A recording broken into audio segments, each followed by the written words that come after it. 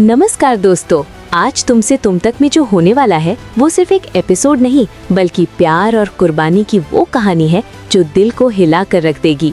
आज का ट्रैक इतना ज्यादा शौक और सस्पेंस से भरा हुआ है कि शुरू से लेकर आखिरी पल तक आपकी नज़र स्क्रीन से हट ही नहीं पाएगी। आज एक लड़की अपने प्यार को बचाने के लिए मौत के मुंह में खुद चलकर जाने वाली है। आज अनु पूरी दुनिया के सामने ये साबित कर देगी कि वो आर्या सर से कितना गहरा, सच्चा और बेपनाह प्यार करती है। जब किडनैपर्स की तरफ से मैसेज आता है कि आर्यवर्धन उनके कब्जे में है, तब पूरा घर हिल जाता है। उनकी शर्तें सुनकर सबके होश उड़ जाते हैं। 100 करोड़ की फिरौती और कुछ बहुत ही सीक्रेट डॉक्यूमेंट्स सिर्फ उसी इंसान के हाथ भेजे जाने चाहिए जिस पर आर्यवर्धन सबसे ज्यादा भरोसा करता हो। जब अनु के माँ बाप बहुत मुश्किल से उसे जाने की इजाजत देते हैं, तब कहानी और भी ज्यादा सीरियस हो जाती है। अनु खुद को मजबूत दिखाती है, लेकिन अंदर से वो भी टूट रही होती है। उसके सामने सबसे बड़ी मुश्किल ये होती है कि वो आतंकियों तक पहुंचे कैसे। पुलिस साफ मना कर देती है कि अनु एक आम नागरिक है और उसे इतने खतरनाक ऑपरेशन का हिस्सा बनाना मुमकिन नहीं है। इसी दौरान किडनैपर्स का एक और वीडियो मैसेज आता है जो सिचुएशन को और भी ज़्यादा भयानक बना देता है। वो वार्निंग देते हैं कि अगर किसी भी तरह की चालाकी हुई तो आर्यवर्धन जिंदा नहीं बचेगा। ये सुनकर अनु और भी ज़्यादा पक्का फैसला कर लेती है।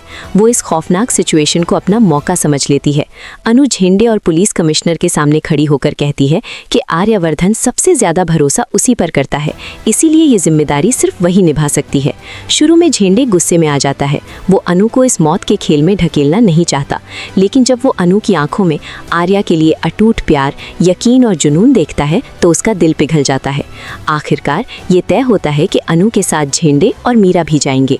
झेंडे दिल से चाहता है कि आर्यवर्धन किसी भी हाल में बच जाए, लेकिन मीरा के दिल में जलन और नफरत भरी होती है। वो बाहर से अनु का साथ देती नजर आती है, लेकिन अंदर ही अंदर उसके मिशन को बिगाड़ने के तरीके सोच रही होती है। अनु अपने दिल में हजारों डर और उम्मीदें लिए पैसे से भरा बैग उठाती है और आतंकियों के अड्डे की तरफ निकल पड़ती है। उसका हर कदम भारी होता है, लेकिन चेहरे पर हिम्मत साफ नजर आती है। जैसे ही वो उस जगह पहुंचती है, माहौल और भी ज्यादा खौफनाक हो जाता है। जैसे ही अनु बैग आगे बढ़ाती है, गुंडे उसे गौर से देखना शुरू कर देते हैं। उन्हें देर नहीं लगती ये समझने में कि ये कोई नॉर्मल डिलीवरी एजेंट नहीं है। वो अनु की आंखों में आर्या के लिए प्यार पहचान लेते हैं।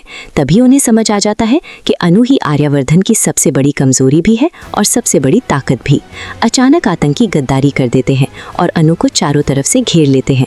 यहाँ से सिचुएशन बिल्कुल हाथ से निकलती हुई नजर आती है।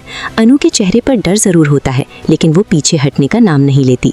उधर आर्यवर्धन, जो अब तक खामोशी से सब कुछ बर्दाश्त कर रहा होता है, जैसे ही अनु को इस खतरे में देखता है, उसका सब्र टूट जाता है।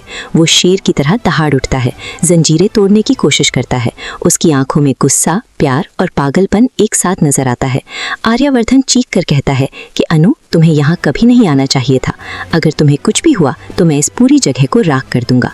उसकी आवाज़ में सिर्फ गुस्सा नहीं बल्कि अनु के लिए बेपनाह मोहब्बत छुपी होती है। मौत के साये में भी एक बहुत ही खूबसूरत और इमोशनल पल आता है जब अनु और आर्या की नज़रें मिलती हैं।